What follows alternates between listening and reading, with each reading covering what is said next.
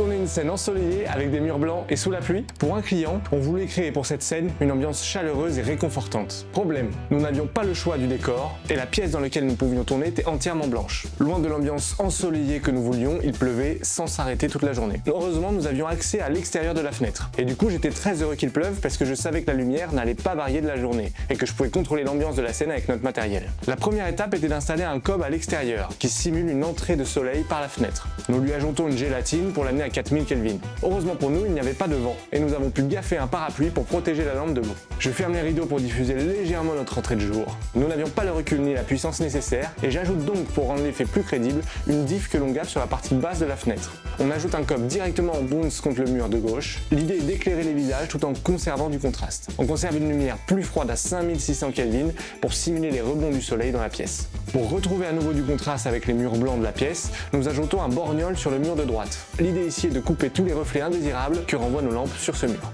Nous voulions donner de la dynamique au plan large, en incluant le reste de l'appartement, ce qui permet de créer des lignes et de l'intérêt à l'image. Mais cela veut aussi dire qu'il faut éclairer le reste du décor.